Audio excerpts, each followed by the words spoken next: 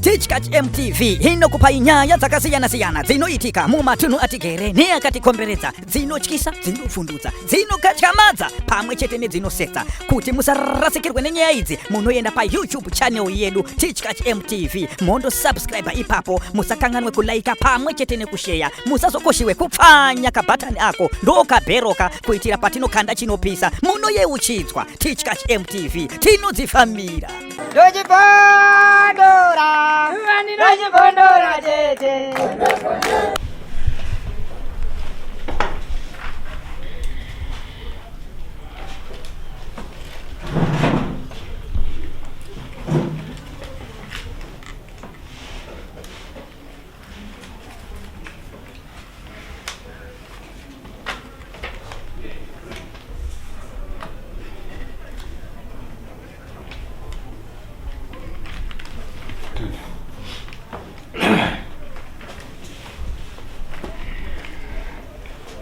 Madondo Michael, Gue, Madondo Baxter, Jimmy, tough money, send me a gun and pound the subboot of money.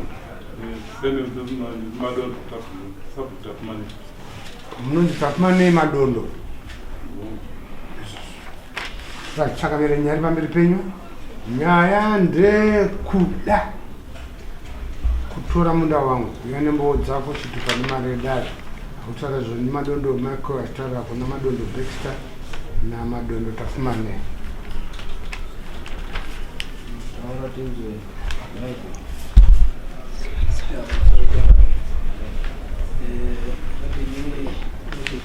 Simzaiz Michael.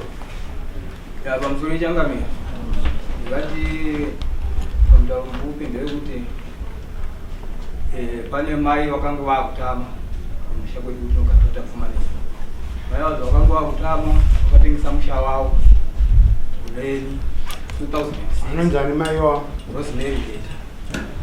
Okay. Maya watengesa musha yakagara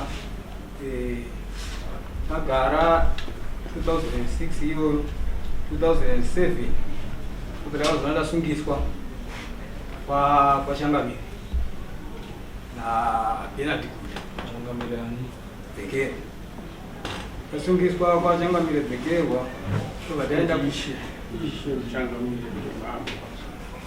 ishe Bekero kaenda kuya ku pakanyorerana kutengesana kwemusha kwe baripo chivatano kudisa pachiva vanzi dambudziko riripo ndekuti pari kushota signature ye-witness kati zvakanaka ikanzi raiti nyaya iyi ndo payamirira ichimhumira ikurima ipapo muchigara ipapo tichibvatamira mai vaiti isina kupedza kuwabhadhara wakazodzoka wadzoka wakauya tichibva taenda navo kwaishe taenda kuya uku kwakaenda iye Bernard Gunda namai vangu mbuya takutuma nemai vanotibereka ripo Bernard Gunda ari hanzvadzi yake nababa wangu Sabhuta kumani waenda kuya wakanosvika wakataura nyaya ikanzi yapera watagara penge patina ishe Lawrence Bekero tagara 2014 pakazouya tsamba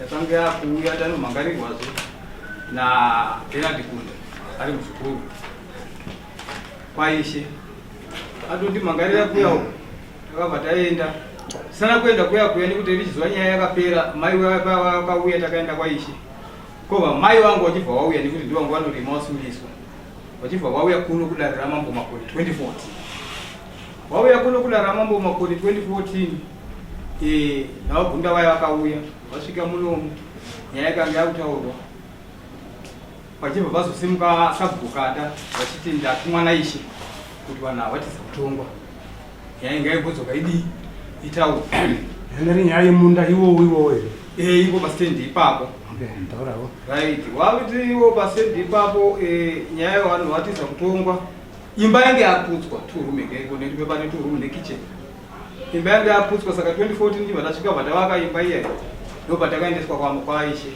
tasvika kwaishe tabva tauya kuno kuti vatadzoserwa uku ndobva takadzokera uku taenda kudare kwaishe ishe akatayo takatobva kudare kwaishe tikaenda pamba ndokwa kanoitirwa dare ishakati garai pa 2014 right ndamboenda kunotsvaga basa tadzoka gore rapera ndakugadzirisa pamba ndakazoona gore rineri mwedzi unoyu ndatumira mukadzi ari kugadzira pamba kuti gare pamba ndobva zvanziwo muri kudiwa kwasamoni yasvika iri kuti mai vari kudiwa kwaishe mai vaenda kuuya uko wakasvika vachibva mutauro uripo ndekuti endai munoputsa chii dzimba dzenyu nekuti vanhu pamurugara ndepababa mumudhikista right kati nyaya iyi vamunini wagara kumusha tinongovaonawo vachiuya asi nyaya iyi hatiizivi kubva vana baba vacho vapei kusvika nanhasi baba wakafa 2019 nhasi 2024 ndopatakutanga kudzingwa patiri kugara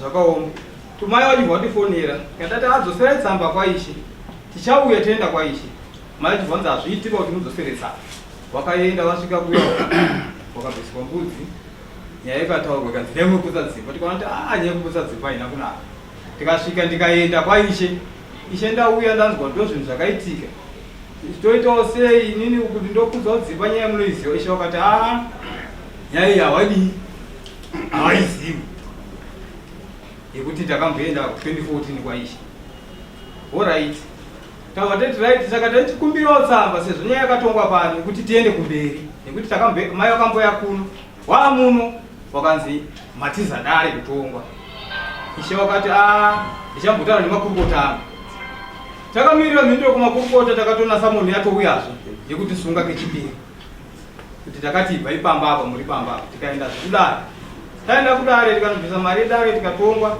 hazina kutongwa tiri padare payapa zvakabvanzi right imimi nyaya iripo ndeyekuti imi ndimunogara pabhenji tikagara nhau iripo ndeyekuti makazvidza ishe kuti takati ndai munoputsa dzimba hamuna kuputsa dzimba kobva tati tazvinzwa saka pari kudiwa mbudzi nezhongwe tikati tazvinzwa tichikumbira muchimbotipawo nguva yekutsvaga kubhuku kwacho kwashe takatosaina kuti mbudzi nezhongwe tichatsvaga tapedza kudaro tiri kukumbirawo tsamba yekuti tiende mberi takabva tanzi tsamba hatikupi endai kumurikuda tanzi tsamba hatikupi endai kumurikuda madi kuti timbotaura nasigauka baba wedu zvikanzi hamutauri nawo panapa mauya kuzotaura ndini 6 Nyahonye Secondary School Reg 8088 Sable ndatengesera musha wangu Thomas tapfuma nei stendi yese 2 rooms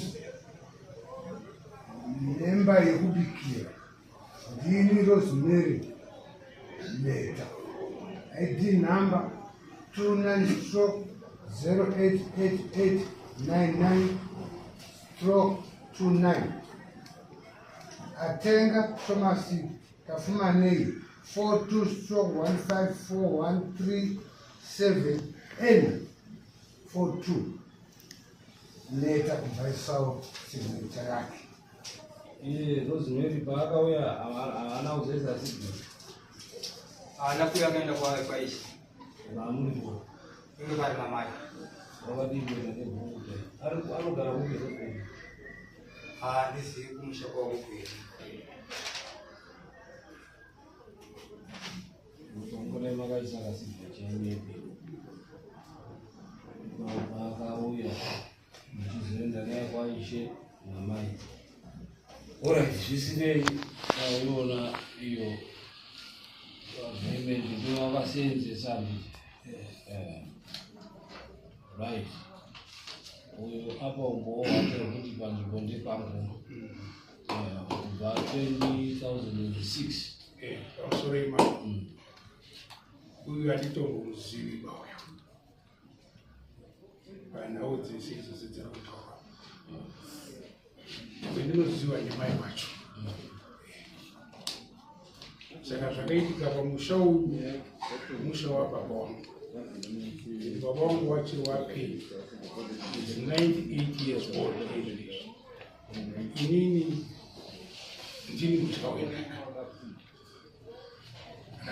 zvakaitika apa tete wangu wakaita problem kuno kuchiwani kuno that was way back kunana 72 76 aita problem nawo baba wangu wakungu watengo wakamukanjiko kawo kaka hata zishoka pana play muri yako baba wako wakati chini wakati kuni hata yao uyapa na bozo kana muri yako igari papi ipo pamshapa wipa usenzese yese midani wachipa kunani wachipa kuni hata yao Njazi yao ipi nayo uye. ayo anchazi yao akapa anjazi yao Kama njazi yao. sefi ya madono saka sefi ya madono ya kapu wewe na kama chifa na sisi za banaba sisi waenda problem ushaka kwa kuchwara sevi akapoa right sevi yapoa saka sefi yoya ndio kuleta muri yake ndio kura Muruma kana kafatika mwida kushego na hiyo sefi yakafatika ndio iko byo muringo ulipo na zino ilipo muri zvakazoitika mumwe muri andizve akazoenda kunovaka kumunda wokutaoneyo wanowa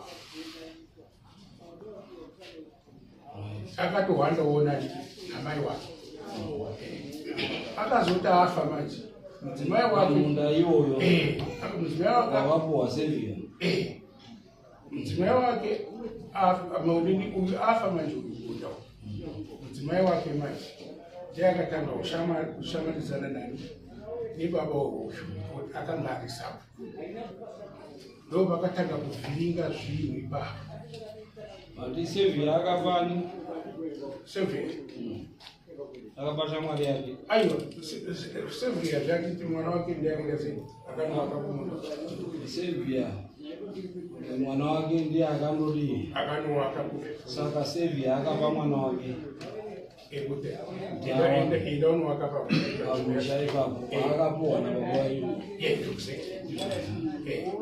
right sevia mwana wa sevia anozana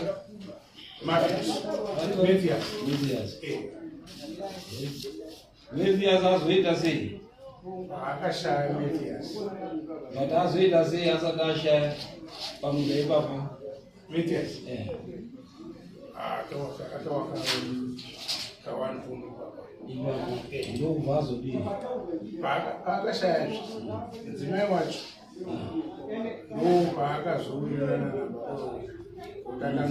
saka sevia akapa mudzimai wake mudzimai wake anozani atende very straightforward Sevia nditete. sevia Ndotete. sevia apa mwana wake aizani Mathias apa Mathias Mathias asiya mukadzi wake aripo anonzani ndiye apa Rosemary right Rosemary azoita sei Rosemary ndiazonzwanana nababa wauyu aiwa tati azoita hatina kuti anzwana naye azoita sei azotengesa sold the property akatengesa property kunani kuna baba wauyu kuna baba wake huyo kuna baba wako anozani Rosabuta kumani. kuna sabu Edward sabu kutafumani oro baba wako iwe wazopani Baba wangu nini wakapa Thomas. Baba Thomas nakatenga hapa ndi Thomas tafumani mkomo wangu. wako Wete baba wangu. okay kuti sabu kutafumani kana kuti sabu tafumani andi sabu kutafumani oro Thomas tafumani. oro Thomas mwana wake saka chirune saka yeye kazuko Thomas azosirani Michael. Thomas irosirani saka chirune sasa Masore yani. Ini ndikuona kuti tsora chifamba kuri kuchaka yafanire family tree. Mutangewo. because baba wako iwe wakapa hanzvadzi yako ani hakuna munhu akuwa kumufana kugara baba wako hanzvadzi yako ine right mwana wako iwe iti mukomana kana musikana ane right to property yako iwe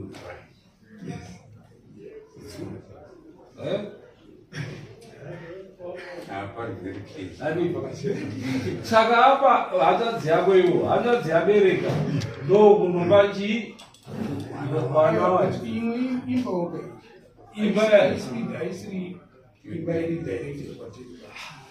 apa hanzvadzi yako hanzvadzi yako handiti baba wako wagowanhaka wari wapenyu ndokupa hanzvadzi yako mwana wavo noti hanzvadzi yako ndokupa mwana wake musikana nzvimbo iyo yaugare pai nemhuri yako bvaya nemurume wake saka ndiwo wane right yekugara ipapo iwewo hauna right yekugara apa une right yekundogara pamwe pakasiyiwa nababa kana paine pamwe pawakakusiyira nekuti mese muri wana wababa wako hakuna zvinonzi mukomana ane right over musikana hakuna mutemo iwo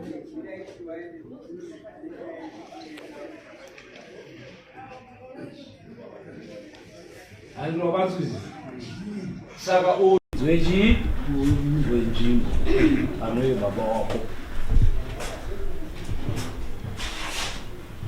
unozvizwa sapo aya ndimi ani munondoputsa zvakaitwa nababa wake vachipa mwana wavo ipa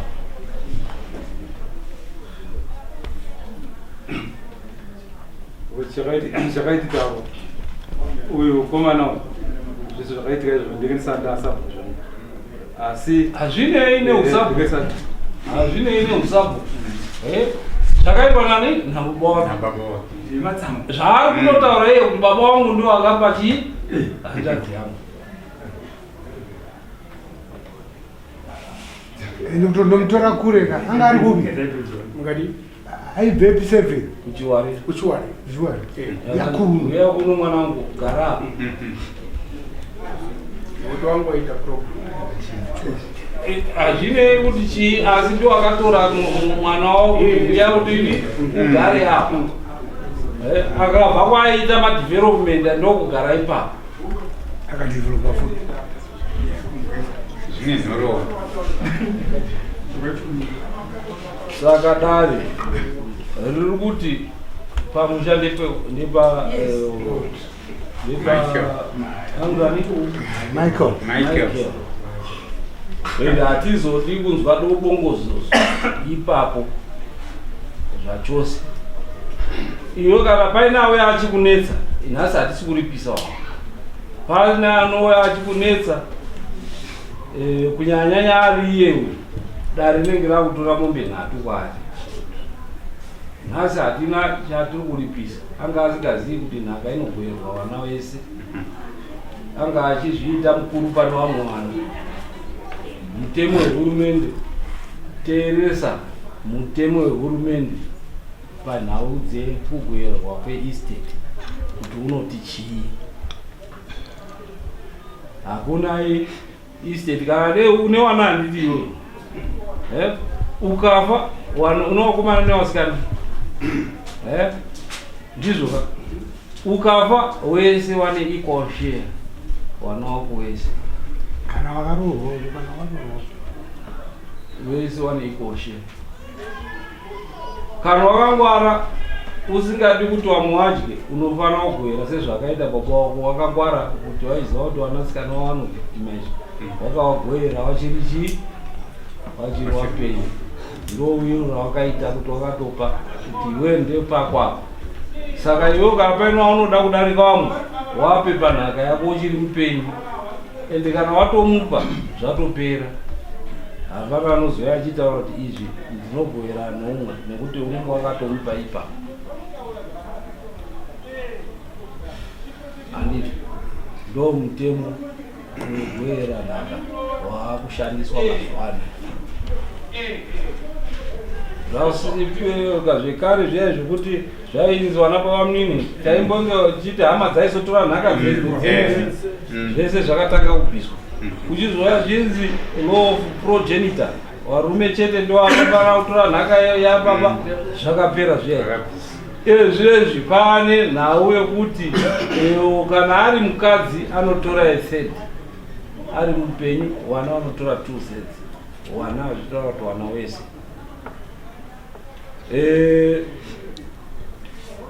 nhaka inogwerwa kune chii ede munyaya yekutaura sabhuka kuti wewe ngekuti wakafanira kwaguva ingasazviziva unofanira kutozvizive kuti tsamba yakaweka dange wakatora sasabhuku ufanira kuita sasabhuku dange tsamba wakatora kufumanana ndozvamafanira kuite ngozi muna 2006 kuti hanzirizivi vanhu vapawo sabhuku auzi nguva iyo ndinganisanda sabhuku asaba iripo iyo 2006 saba iripo iyo kana ikoko kuma 2006 nyaya payaitongwa yaimbozi kuti ida kuzikova ikoko yainzi kuti 2006 kuti agarepo nanhasi achiripo kuti akatongoya ndozvinotaura ndo kana yakambouya mitemo yenyika iri kuchinja handida kutaurira kuti kana paine nhau yakatokwa kare pfuma yaenda kune chii kare yaenda kune hama wana kuvaminani pakazoimbwa neria ndo papera paitwa firimu raneria hama dzichiti kana afa dzaiuya dzova dzagireba wana wemufi wese usarwa asina chii ndo pakaitwa neria firimu riya unetonobva yaona ikati aiwa nhaka ngaende kwana wakomana right gare ndo kubva wakadzi wachema mupariamendi kuti isu hatisiri wana here vaberekwa nababaiwa mitemo kubva yachinja zvikanzi chii nese munekodzi asi mambotaura zvekubhuwa zveinsight wakutaura kuti baba wangu wachirwa apa baba wangu vakati hanzvadzi fanogara ndepapi patiratidze tsamba yawakataura kuti fanogara iwena kuti fanogara tiratidze nozodini tiratidze munhu haungamudziki kwake kakuti uya ufanogara hawana kumudzinga wakamudaidza ndokatouya waine problem yavo ndobva zvanzi tichigara apa because kana atobva kwane problem isikugadzirika ikoko ndobva tichigara apa ndibiri kuti fano wozozonzwinyi kumberi kwacho asi ngatimbotorwa toti sefano marisapa ndinemba iri marisapa handitanzi yangu inoita problem anizve ndoti fanogara panapa tisolva maproblems zvareva kuti zvoatoita netaiti yacho yauya fanogara ndepauti wakaipaonemanyorera kuti fanogara apinda zveanditimba nepapi paapinda apinda zvepamba pamwe ndokuipezekuti fanogara nekuti unoenda kukoti otaura kuti takadzigara iwoti wakanzi fanogara mutongi anoitonga sei mutemo izvozvi zvirikutaura kuti wakatora girlfriend wakaimba nemukadzi wako wekutanga wopa girlfriend ichigara mumba imomo yegirlfriend urubazo zvise muimba yauri kutaura iyoyo kana musina kunyorerana tsamba yekuti chii but wamubvisa kwaakanga achigara tengesa imba yako uko huya ugare pamba pangu panapa handiti motoita agreement kumubvisa zvinonetsa nekuti ndiwo wamutora ukamuunza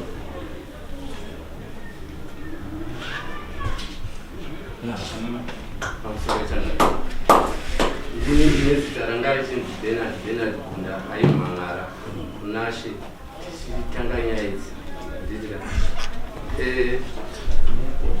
zviripo ngezvekuti mudzimai paakaenda panga paine wana waakasiya. Achienda kudaro haana kundiudza inesa baba muningi, ndine munin'ina wemufi. Akaita zvinhu zvake private, hapana agreement yakataurwa iyi, haina witness, hapana anozviziva chinhu chakakonyorwa private wari tu. Hapana munhu anoziva chero munhu wemusha chaiye akaudzwa nezvakaitika izvozvo. Iketi nyaya yavo wari tu. Aenda kudaro ndii ndakatanga kuzvimhangara inini kunasha. Isha akauya akanzi iwe watora nzvimbo yemunhu kuchitengeserwa nemunhukadzi. Munhukadzi haana kuuya nemusha kwabva kwakabva. Munhukadzi uyu haabvumidzwi kutengesa ivhu rekuno achidzokera kuGweru because haana kubva kuGweru nevhu. Ndokutuka kwakaita ndomutemo wekare. Murume akafa izvozvizvi mukadzi automatically ndiye amuridzi. Izvo zvedu zvamaisoita kuti vakadzi kana wafa maakuatorera zvinhu hakuchisiri. Asi pane wanaka, pane mwana mukomana, pane mwana wakasiya. Chikonzero chaakatengesera iye mukadzi hatichizivi. Iyo mai wapenyu. Mai wawandi wapenyu. Mai wapenyu. Ngawadaidzeka mai wacho. Wauye kuti ko makatengeserei wabvunze. Nokuti kana asara mudzimai ndiye amuridzi wezvasara. Ndiye anoita zvaanoda nezvasara. Kana akada imi munozviziva kana kune mawiri ari kuti varungu vanotonyora wiri rake vachitaura kuti mari dzangu hakuna mwana wangu anodya. Mari dzangu ngadziende kunochengeta imbwa kana kuti dzinochengete nherera kana kuti dzinochengete madhongi kana kuti dzinodii. Iyo ndo zvinotobatwa izvo. Chikonzero chaanenge asina kuwapa pamwana iwo waimushupa akati regai ndidzokere kumusha kwangu. Ndo zvakabvira. Handiti nekuti kana baba wafa nhaka inosara kuna mai. Mai wazofa nhaka yoenda kune wana. Ende inoenda futi kune wana wapenyu. Wanenge wafa waya hawana chavanoona panhaka. Wana wazukuru mitemo iriko yakaiswa nehurumende. Kunaka kwayo, kuipa kwayo, munotoenda kuparliament kuti ichinjike. Ndo mitemo iri kushanda. Izvo zvokuti wana wakasiyiwa wasina musha, mai wachiri vapenyu vane zvikonzero. Munotovadaidza munzwa kuti ngei. Handiti wazvinzwisa kuti ukafa iwewe nhasi mudzimai wako ndiye anofara sara akabata tsvimbo akabata nhaka yako yese. Handiti paanenge azofa wana manje wopinda ende panopinda wana wapenyu hapapinda wazukuru kana kuti chii. Zvawakagovera iwewo nhasi uri mupenyu hapana anouya achizvikatanura.